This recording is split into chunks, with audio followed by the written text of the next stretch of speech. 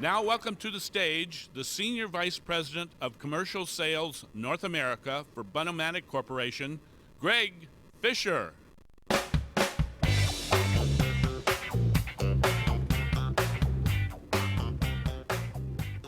This morning, Bun-O-Matic is very proud to be here and be a supporter of the entire restaurant leadership organization. This is the last speech for the day. This is the last for this 2012 Restaurant Leadership Conference, and we have saved the best for last. Ron Shaich is the founder and executive chairman of the board for the Panera Bread Company. He began his career in the bakery cafe industry in 1981 and went on to co-found Au Bon Pain and ultimately Panera Bread. Okay? Today his company operates or franchises over 1,600 locations in 40 states here in the United States and in Canada as well. With that, I have the distinct pleasure to introduce the founder, executive chairman, and co-CEO of Panera Bread, Ron Shaich. Thank you, Greg. Very cool. Thank you. Hey, folks, I have a problem. I don't know about you, but I sat and listened to Howard from backstage. I realized I got yet another competitor. I mean, everywhere we go. What we're going to talk about today is just that question. How do you compete? How do you succeed? What is the approach to beating the odds of the restaurant industry? So let me start with something. Let's start by discussing the stark realities of this industry. This industry is tough. There probably are none other that are tougher. And we, as operators within this industry, know that better than anybody else. Look at something with me. This is the top 50 restaurant concepts in 1991, just 20 years ago. Look at them. I'm sure they're names that you know up there. I'm sure that they're folks that you worked for at one point. Now let's look at that same list just 20 years later. What do you see? You see that nearly half of those concepts disappeared. What happened to them? They essentially got acquired, they got sold, they lost their competitive position, they got acquired. But bottom line, they withered away, they're no longer on the list. In just 20 years, 42% of the concepts on the top 50 list in 1991 have disappeared from the list. Competitive position is tough in this industry. Let me show you something else. Let's think about something else. Here's the point I'm trying to make. We all talk about risk. We have attorneys that help us with risk. We have insurance companies that help us with risk. The real risk we have is competitive position. If you don't have your competitive advantage in this industry, you die. And you die quickly, and you die with real death. So what does it mean? How do we approach that? Right? How do you think about it? Let me make it even worse for you. If you think it is difficult in the last 20 years, I'm here to tell you it's going to be even more difficult today. And in fact, I have the data to prove it. I've done some work on this. Here's the proof. Right? I had access to a study of the average unit profit growth over 4 years, over the last 4 years, at 32 $1 billion plus US-based restaurant brands, essentially all the big guys. And this is not a question of sales. It's not a question of corporate profit. It's what you as a franchisee, what you as an operator, what I care about. Unit profit, average unit profit. Let's see what happened. All right, this is the list. You know them. Let's see what happened to these guys. Right, here's what I learned. 2 out of 3 of those brands, 2 out of 3 of those $1 billion plus restaurant concepts, they saw their average unit profit fall. And it didn't just fall. Over the last 4 years, those concepts are down 21%. You know what 21% per unit is? Can you imagine being a franchisee of those concepts? Can you imagine working there? What does it feel like? It can't be a happy experience, but that's the truth in our industry. That's the reality of what you face in our industry. Right? And I'm not talking about just an occasional concept. I'm talking about 2 out of 3. Let's think about the other side of it. Only 1 in 5 of those $1 billion plus restaurant concepts, they increased their average unit profit over 4 years, 5% or more. Only 1 in 5. You know, I'm not a betting man, but I know the odds here. 5-to-1 odds against you is not a place you want to be. It's a very tough situation we're in, and we've got to face it, and we've got to be clear on it.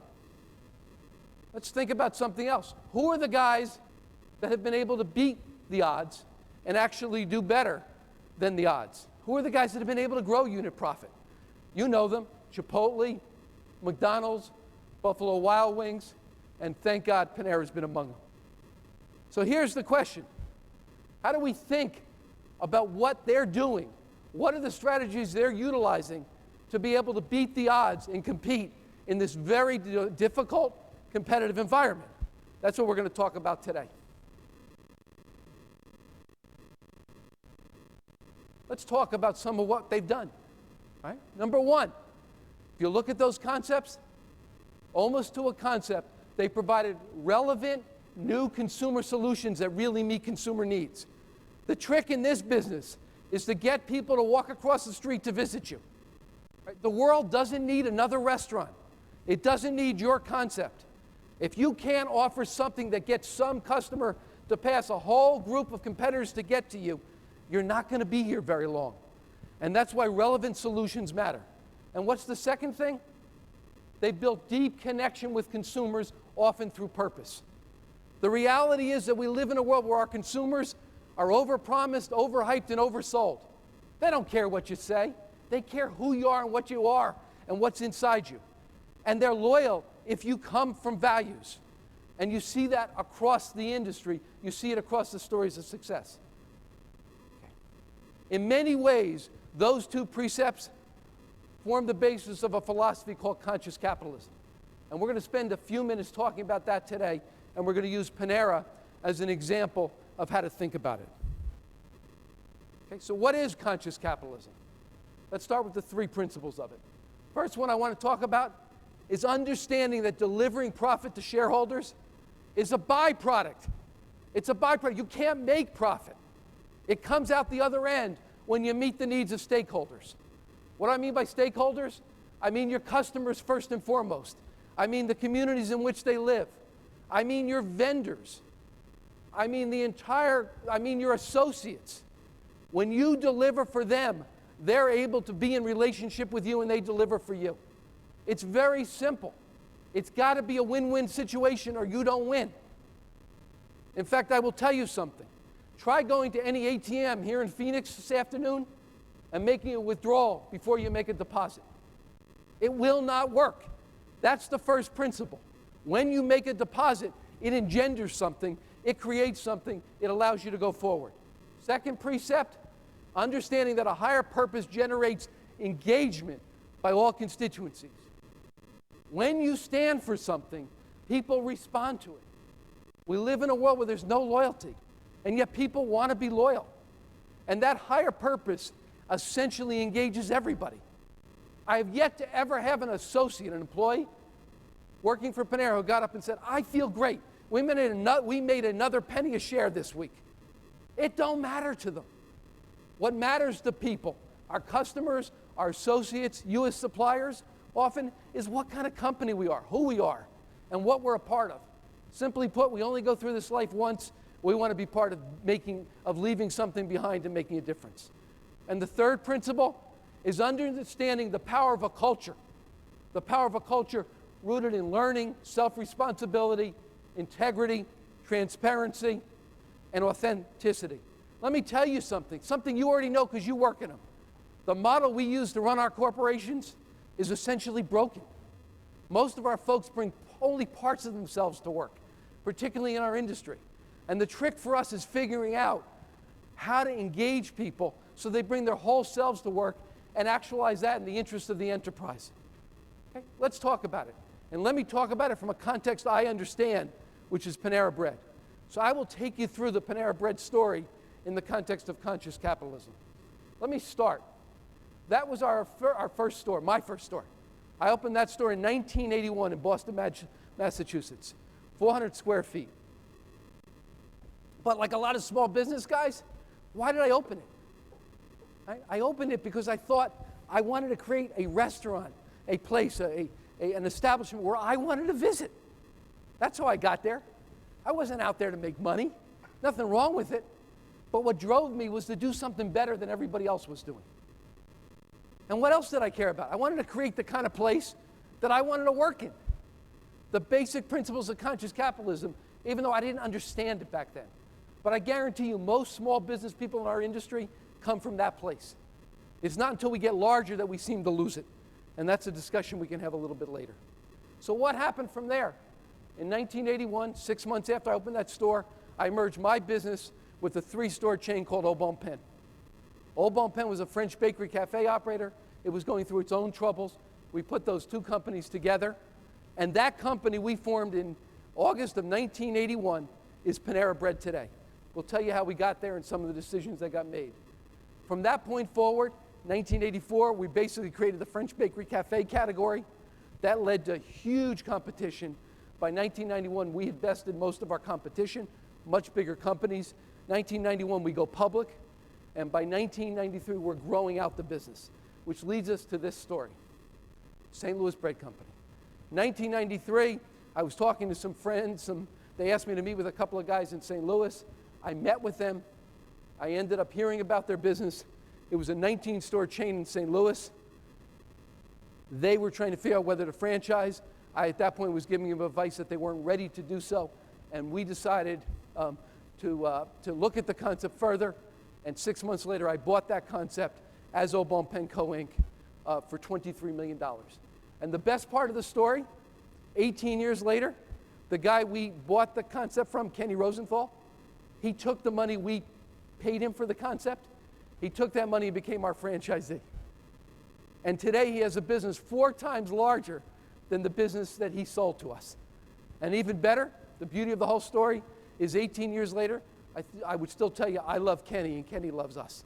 It's one of those beautiful stories. Okay, so what do we do with St. Louis Bread Company? But before we talk about that, let's look at what it looked like. That was it. This was only 18 years ago. Does that look like the Panera you know today? Does it? I'm not doing this all alone. I know you're going home soon, but we're going to do this together. All right, does that look like the Panera you know? No, absolutely not. All right, so what happened? How did we create Panera from this? Let's look at it. Here's what we did. We used the principles of conscious capitalism. Again, not knowing those words, but we used them to convert St. Louis Bread Company to Panera Bread. Let's look at it. Okay? First thing we did is we came from higher purpose rather than driving short-term results. The greatest strength Panera's had all these years is we've been driven by something that's much more long-term. And our basic model is that we look for opportunities. The opportunities fuel our higher purpose. From there, we align the concept with the higher purpose, and all of our focus then becomes strong unit-level performance. Unit-level performance is what happens when you're delivering for guests in a particular way. The byproduct of that is growth, and the byproduct of growth is corporate performance. The thing that amazes me in young entrepreneurs and companies that I talk to is people tell me, how do you drive growth, Ron? I tell them, you can't drive growth. Growth comes out the other end when you have a successful model. It's just that simple. And so the focus has to be, again, on that higher purpose of doing something that makes a difference for your customers and for your associates. What else did we do? Right? We basically came from a higher purpose initially that was very simple. It was to make a difference in the lives of our guests and our own people. Having said that, over time, that higher purpose became more sophisticated, and we're going to talk about it. What do we mean? Well, we spent 2 years after the acquisition not changing it, but traveling the country, visiting the St. Louis Bread Company stores, and observing in an effort to gain an appreciation of what would really make a difference in the lives of our guests and our associates. But we did so with a particular paradigm. The paradigm wasn't what was going on that day. The paradigm was what's going to happen 3 years, 5 years, and 10 years down the road. Because the real trick is not reading research that tells you what people felt yesterday, but figuring out where the world is going tomorrow. I guarantee you there's no NFL quarterback who throws the ball when he releases it to where the receiver is when he releases it. He throws the ball to where the receiver is going to be when the ball gets there. And that's exactly what we have to do when we think about where we take our businesses and what forms the difference for us. What else? Right? Our observations led us to understand a fundamental trend fueling the growth of specialty products. Ultimately, that became fast casual, and we'll talk about it for a second. But let's look at that trend. Let's think about it, okay? Before I do, I want to share with you something, right? I want you to go back with me, and I want you to think about what a trend is. A trend is a reaction to something else. You have forces that come through our commercial society, and then you have counterbalancing forces. Those are trends. And what we're looking for is not the chatter, not what you read in the newspaper every day, but what are the deeper, more fundamental trends. And what we began to see in the early 90s is something I call decommodification or drive for specialness. Simply put, post-World War II, all products in America were local. Everything was local. Where I grew up, there was a local coffee roaster, a local beverage brewer, there was a local soft drink manufacturer. Everything was local. And then between 1950 and 1990, every major consumer category in America was consolidated, driven by BCG, Harvard Business School, General Electric. And by the early 90s, every major industry usually had 2 or 3 players with 90% or more market share. By that point, by the early 90s, everywhere you went, in every consumer category was the same. Everything was the same. And that brought reaction. That was the trend. And you began to see people deciding to do it the way it was done 50 and 100 years earlier and trying to build differentiation, trying to build something very special. So let's look at some examples of it. Think of the beer business. Again, I grew up, Rheingold, local beer brewer. What happened? Miller and Budweiser dominated the industry. Competition was shelf space, advertising dollars, and distribution. What was the result? Here was the result. Samuel Adams, good friend of mine back in Boston, Jim Cook. He didn't know anything about beer. His grandfather knew something about beer. He was a brewer. Jim Cook came along and said, you know what? People want to feel special in a world in which they're not. Right? I used a researcher who had done some work for Anheuser-Busch in responding to Jim. He said to me, you want to understand what's going on in the consumer marketplace? Look at your beer bottle. The label on that beer bottle is a mirror for who you perceive yourself to be. And I guarantee you, if they're having an event here and they want to impress you, they're not serving Bud and they're not serving Miller. They're serving Corona, they're serving Heineken, they're serving something that says something about you. And Jim Cook at Samuel Adams came along and said, we can apply that principle. We can do it by doing it the way our parents did it, by using different principles. No preservatives, no chemicals, doing it right. We see the same exact phenomena played out in the coffee business. All coffee was once local. Then what happened to it? That business became dominated by General Foods with Maxwell House, P&G with Folgers. 92% market share they had by the early 90s. Where did that business go? That business became specialty coffee. How many of you grind coffee beans at home today? Raise your hands. Come on, get your hands up. All right, I'd say 50% of the audience. Now, how many of you ground coffee beans at home 15 years ago? 3 of you. What changed? How you hold yourself. Right? You come to my house for dinner on Friday night, my wife would be embarrassed to open a can of Folgers, with all due respect. Right? We have to use our $3,000 fancy little machine. Anything less would be an insult to you. Right? And then think about this. What happened to the soft drink business? Early 90s, Coke and Pepsi dominated. 90% plus market share. Walk into any 7-Eleven, walk into Howard's stores. What do you see? The complete fragmentation of the beverage industry. 400 different brands in those cases. It's a drive for specialness. Coke and Pepsi lent itself to Waldo, Snapple, and you saw fragmentation. Well, folks, we saw the same trends in our industry. Let's talk about it. Right? Let's think about this. McDonald's, Burger King, fast food. Post-World War II, they were special, very special. They provided consistency from one end of the country to the other. Fast forward to 1990, what happens? By 1990, we have 45,000 fast food units in America. They are basically manufacturing plants to provide nutritional cocaine. It's 4 o'clock in the afternoon, you're starving. What's the quickest way to inject food into you? What do? You hit the drive-through. Right? That's ultimately what that became. Right? And what happened?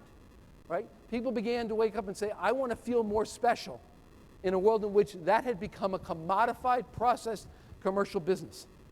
We saw the same thing happening in the bread business. Post-World War II was all local. Everything was local. What happened to that business? It morphed into 3 loaves for 99 cents at Kroger or Wonder Bread. And by the early 90s, people began to wake up and say, I want to feel special. I don't want that. I want something better. And you began to see the growth of artisan bread on the East Coast and the West Coast. And we began to understand there was a powerful opportunity in specialty food, there was a powerful opportunity in specialty bread, and more powerfully, putting those two together created something that was extraordinary, ultimately led to the higher purpose for Panera Bread. Okay, let's go on. Right? What we were realizing in early 90s was that consumers wanted a specialty food experience. And the question was, would anybody give it to them? And back then, nobody would fund us. There was no support of the vision.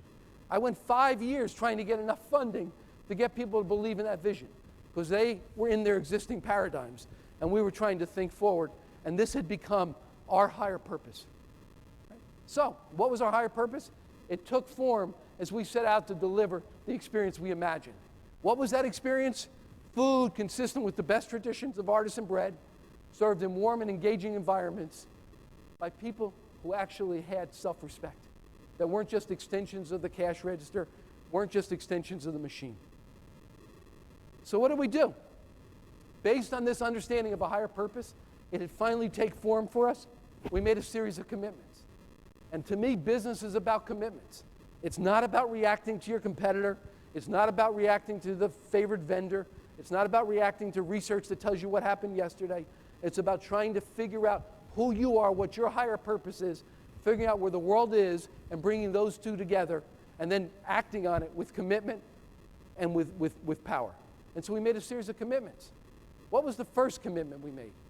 We wrote a vision for how we want to deliver on our higher purpose. We call it concept essence. I won't take you through the details of it, but 18 years later, that is still our vision. What amazes me is every time I do an interview with a journalist, they ask me what's going on, what's going to be new and special at Panera. And you know what I really want to say? Nothing.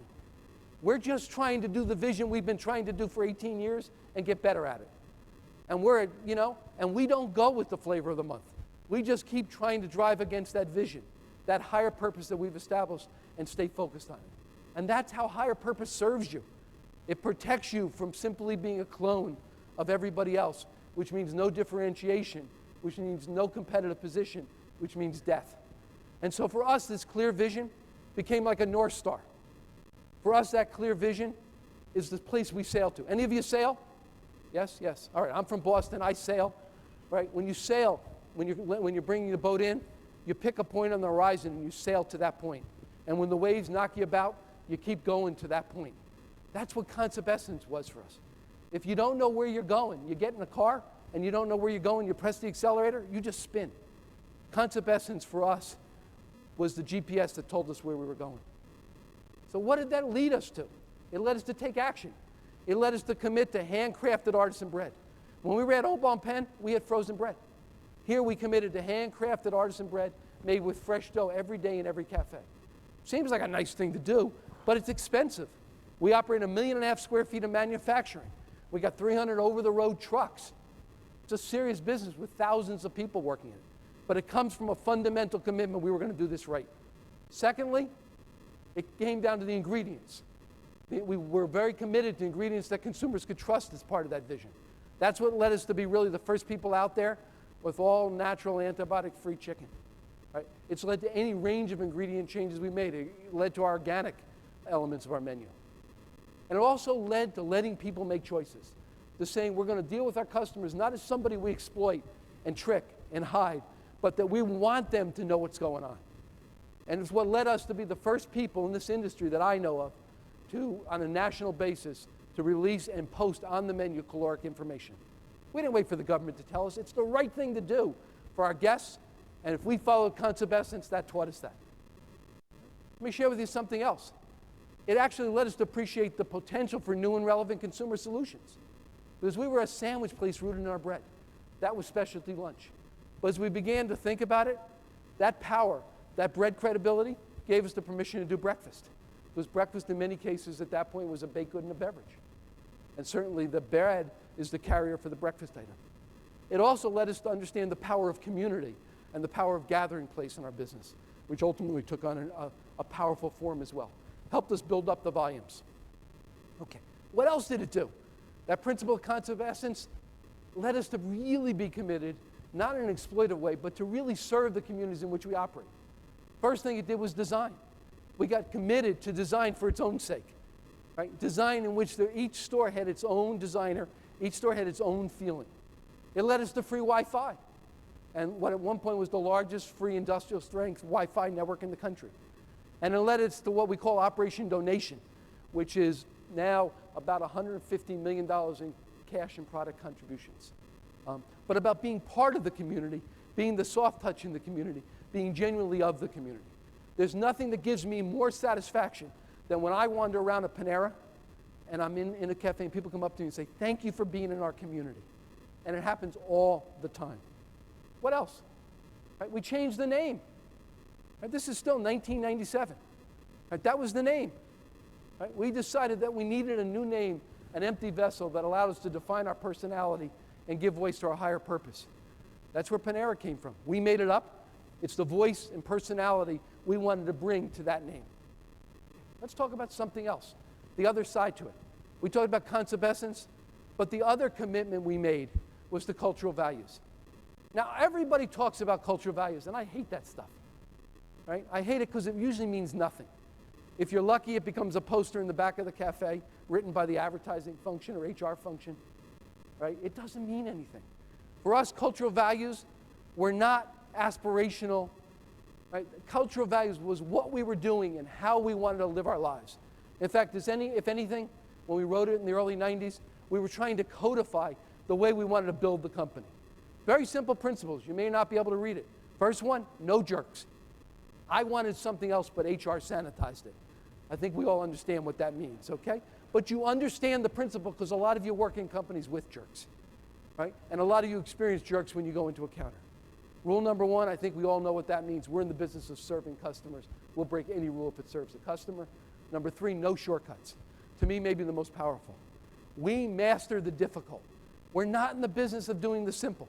If it's simple and easy, there are no barriers to entry. Everybody's going to be doing it. It's not worth doing. And then finally, we say it, profit creates possibilities. Profit is not the end.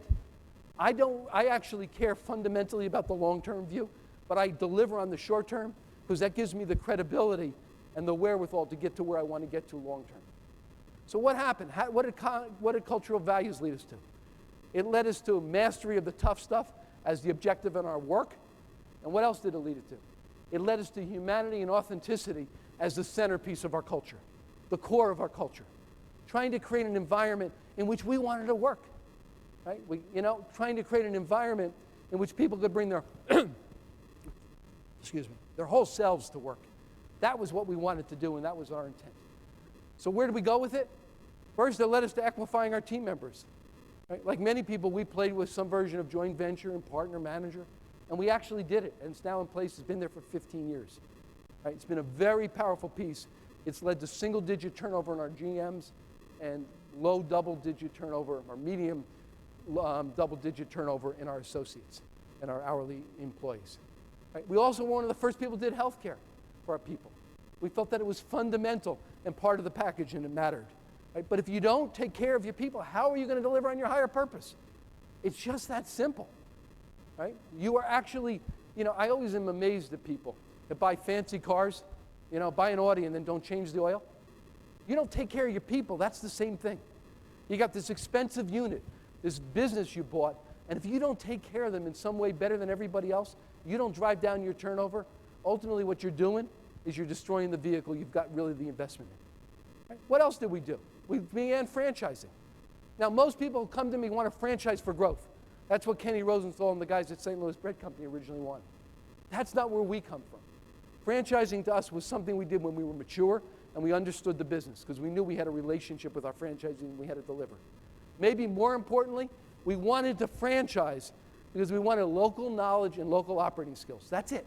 It came from cultural values. It came from mastery. It didn't come from growth, and it didn't come from a financial strategy. And today, we only have 28 franchisees. They operate half the stores. We operate the other half. And they are truly our partners in this endeavor. What else?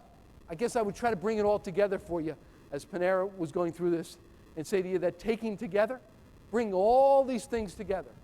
These commitments allowed us to create a total experience that frankly delivered a better experience for the guest. What did it deliver? Right? First, it delivered authenticity. It was something that people actually thought was real. And that came from the bread expertise. Secondly, it gave a sense of real food, not processed food, not commercial food. Food that people wanted to eat. Third, people with pride. And fourth, everyday oasis. Okay. So let's take it forward. 1999 came the biggest commitment. It was the ultimate commitment to our higher purpose. By 1999, it was very clear that Panera Bread had the potential to be nationally dominant. It had the potential to deliver on what we had hoped for in terms of our higher purpose and really serving people. But yet, I was deeply concerned, powerfully concerned, that we didn't have the resources, the human capital or the financial resources to do it. We wouldn't be able to get there, and we would somehow mess it up. And in 1999, made the decision to sell every other business, keep the public company, change the name of the public company from Obon Pen to Panera Bread, and bet it all on that one initiative. And the reason, again, we did it, what gave us the permission to do it, was that higher purpose. We could see it and feel it, and that gave us the permission to act on that. It wasn't a business decision. It was an emotional decision of commitment. And it was an emotional decision of commitment against some powerful emotional forces. All those people in Obon Pen who we sold, those were all people I had grown up with. I had worked with for 10 and 15 and 20 years. And more importantly than that, maybe in many ways, Obon Pen was my first child. But if you really come from a higher purpose, if you come from something, you understand that's the preeminent commitment, and you come from that. Okay, so what happened? Over the next decade, we've continued to remain true to our higher purpose. To the best of my ability, it's the fight I have every day, right? Because everybody supports it yesterday. The challenge is what we're going to do for it tomorrow, right? First thing, in the boom years, we tried to stay disciplined. At a time when everybody else was leveraging their balance sheets, buying in stock, growing like crazy, believing the world would never end, we tried to hold back and operate in a consistent way that allowed us to have resources and have security and have control. I don't believe getting there first is the answer. I believe being the best is what actually matters. Maybe more importantly, what that gave us is the ability in the recession years to take a contrarian strategy. In the recession years, we increased our growth. Right? We almost doubled our growth. Why? Because our average unit volumes were still strong. The development costs were down 20 to 30%. That was the time to grow. The best classes in Obon Pen's history, or Panera's history, occurred during the recession. Maybe as much as anything, we invested in the customer experience. And at a time where I would go to investor meetings, and every investor would look at me and say, why can't you be like X company or Y company? Why can't you be cutting your labor? Why can't you be running lower labor percents on flat sales? I'd say, not only are we not doing that, we have 5-6% comp store sales, and we're increasing our labor. And here was the reason. We were driving against our higher purpose. See, what happens when you cut labor when sales are going down? You're basically taxing the customer. That means longer lines at the wait. That means tables that have all kinds of plates on it. That means frazzled employees, team members. Who pays for that? The customer, and then ultimately in this model, you do. And the point I'm trying to make is our ability to husband our resources in the boom days allowed us to take that contrarian philosophy. The result, right? Not our intent, but the result, we ran mid-single digit comps right through the recession. Some points we got up to double-digit comps, and our stock more than doubled. And then there's another issue for me, and that's scale, that size. Panera's a big company. We're pushing $4 billion. Here's the reality, right? I believe ubiquity has the potential to breed contempt. And if you come from my higher purpose, if you understand that, you understand that's a risk. So what do we do with our scale? Most companies use it to drive it to the bottom line, to squeeze more. Squeeze their vendors, maybe more importantly than that, drop it to the bottom line. Our view of it, and it was something that bothered me for years, we finally figured out we're going to use our scale to improve the customer experience and to do things that other people can't do because we have those resources to do it. That's the strategy for us. Okay. So I'd like to now bring this all the way up and then bring it to conclusion. I'd like to share with an example of conscious capitalism at work at Panera today. Okay, if you could roll this, you'll understand in a second. This is a piece from CBS Morning News about a year ago on something called Panera Cares. This is the CBS Morning News for Monday, December 27th, 2010. There's at least one company in the nation where business means more than just serving the bottom line. They're making sure food is served for all who come through its doors. This unique approach is earning praise as well as profits. Cynthia Bowers reports. Thank you very much for being a part of us. At Panera Bread Company, the nation's best performing restaurant chain, Thank you so much. the breaking of bread with customers is an opening day tradition. Some people cut a ribbon. We share bread. But what's happening at this Dearborn, Michigan store is decidedly non-traditional. We made a decision to take this store and literally give this store to the community. To make sure everyone gets a meal even if they can't afford one. Panera Cares, as it's called, doesn't list prices on its menu board. Thank you very much. It suggests donations instead. You just leave more or less in the donation box. The pay what you can concept is founder Ron Shaich's way of offering more than a simple handout to those in need. I'm only working part-time right now, so on days that I can afford it, it'll be great, and on days that I can't, I'll definitely take use of it. But for some customers, the new concept can be difficult to grasp. What difference does it make if I pay $3.70 or $4, or if I paid you 25 cents? In order for this experiment in human nature to work, customers able to pay I'm just going to do a large coffee. have to sometimes be willing to donate more than their fair share. That was the big risk here. Will the community step up and take on shared responsibility? This Dearborn location is the company's second such store. The first, which opened 7 months ago in St. Louis, is doing better than skeptics predicted. Financially, it is working. We're making enough money to become self-sustained. We're able to pay the labor, the food, the rent. In St. Louis so far, 60% of customers are donating the suggested amount. 20% are donating more, 20% donating less. Shaich says a restaurant's location is key to staying afloat. We have to be in communities in which there are both people that can sustain it and people that can benefit from it. Some companies do good to capitalize on the holidays or to clean up after a PR nightmare. But marketing experts say what Panera is doing makes no business sense, which could be business genius. The best kind of PR is getting caught in the act of doing something good. And this is a classic case of that. It's easy to get behind feeding your neighbor. And it's that appetite for giving that Panera is counting on to help them give back. Cynthia Bowers, CBS News, Dearborn, Michigan. Okay, so let me tell you, we've got 3 of them open. We'll open 2 more this year. It's continuing to do well. It's continuing to maintain itself and be self-sufficient. And we have enough excess revenue to actually put it into triple leveraging the initiative, taking that money and using it to train at-risk kids and actually ultimately provide them the jobs when they get through the kinds of training. Here's the question I want to ask you, right? Think about this. I want to tell you 2 stories. Every time I talk about Panera Cares within a Panera meeting, a Panera community, the people in that meeting get up and applaud. They stand and applaud. Who are they applauding for? Are they applauding for me? Are they applauding for Panera Cares? They're applauding for themselves. They're proud of being part of a company that actually does it. Right? When you realize that 1 in 6 Americans have had points of food insecurity in the last year, you realize that many of our own people, our own associates, and our own managers have lived with food insecurity. They're applauding for being part of a company like that.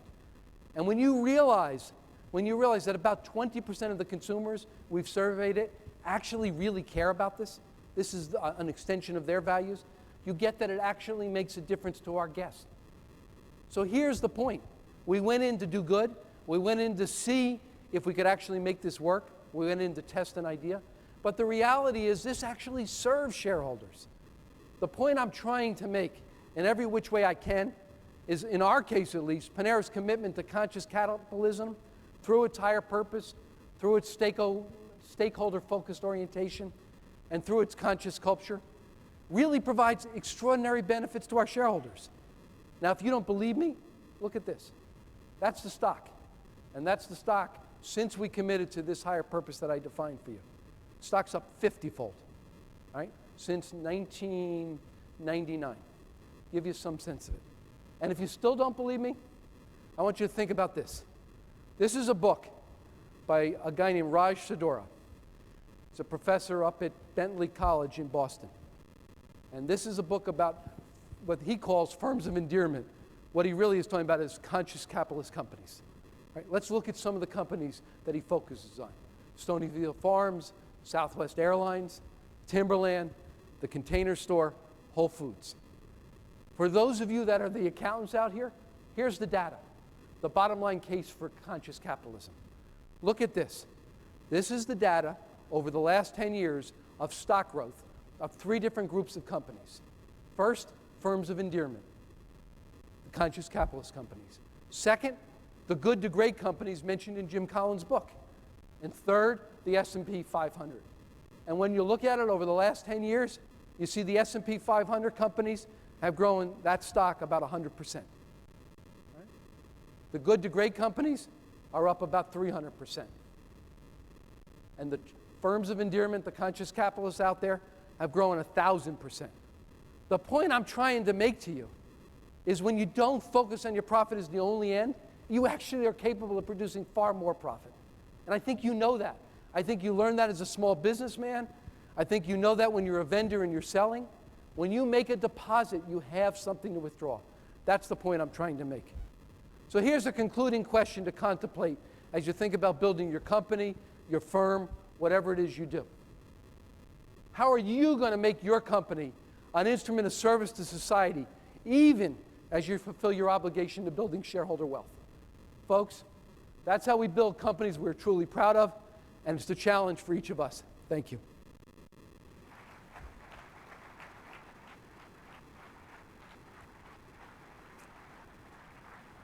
I think we have a couple of minutes, 4 or 5 minutes, so we'll take any questions you have. I think there's some mics being floated about. There's one over there. We have a question in the back, Yes. on the right. Go ahead, on the right in the back. Go ahead, whoever is back there would like to do it. So how do you maintain the commitment as you continue to grow the brand and the number of, or not the concepts, but the number of restaurants? So maybe you could talk about that just a little bit more. Well, first, I think it's hard. I think size makes it more difficult, not less. I think that it comes down to people. It's one of the reasons we like to promote from within, people who share it, who are of it. And then I think, most fundamentally, we talk about it. We took the 3,000, every 4 months we take big swatches of the organization through Concept Essence. We talk about it all the time. We talk about these cultural values. It's not so much they're written down, but we actually try to talk about it. If you don't wrestle with it and engage it, you don't own it.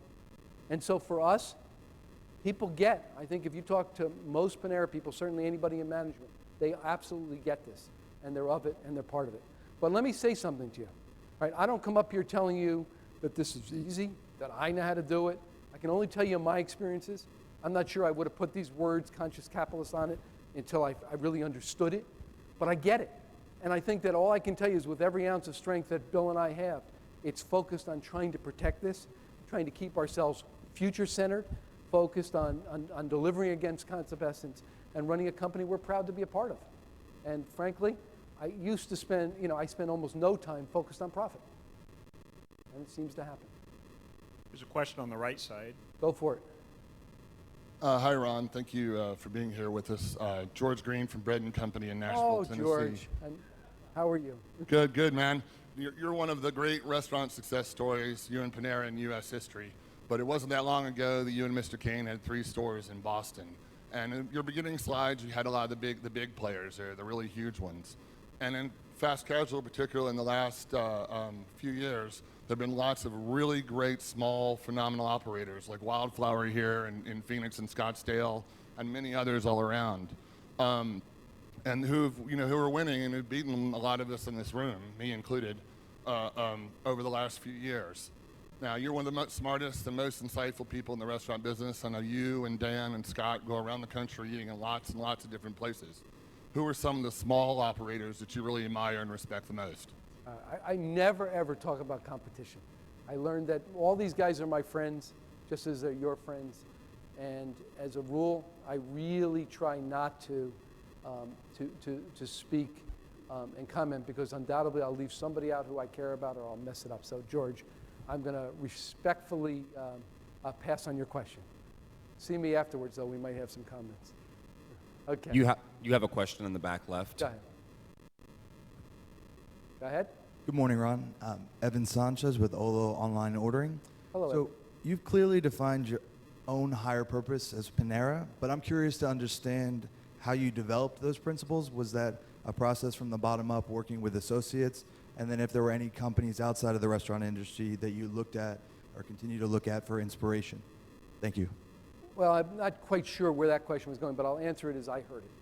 Where do I get it from? And this is going to get pretty serious. I watched both my mom and dad pass away. And in watching them pass away, I learned a lesson. If you have the time, there's a judgment day. I cannot promise you it's up there. Everyone has to answer that in their own relationship with their God. But I saw my mom and dad go through their own judgment day. And the reality is, if we're going to go through this life, I want to get to the end and be able to look back and say, I did something.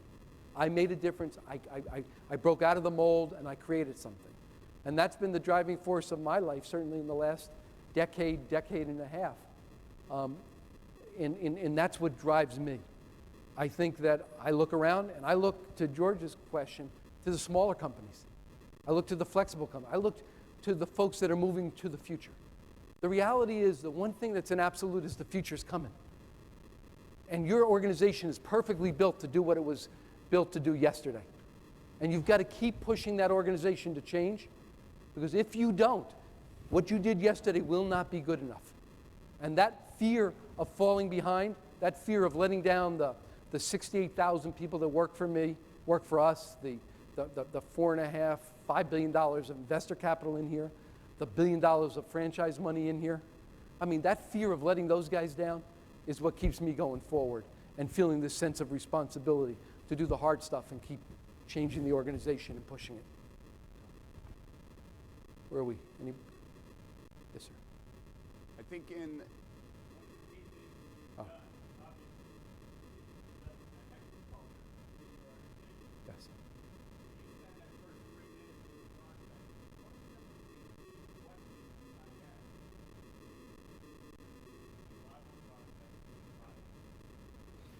Well, I'd say two things. One, who they are.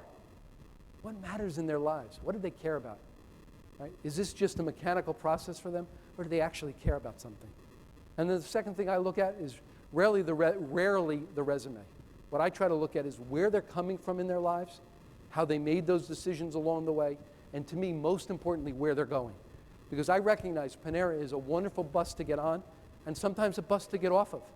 And many of our people have done that and even come back. And the question really is to try to understand how we add value to their lives and how they add value to our lives. All right, Bob, go ahead. Bob always gets the last question. Go, man. Dear friend.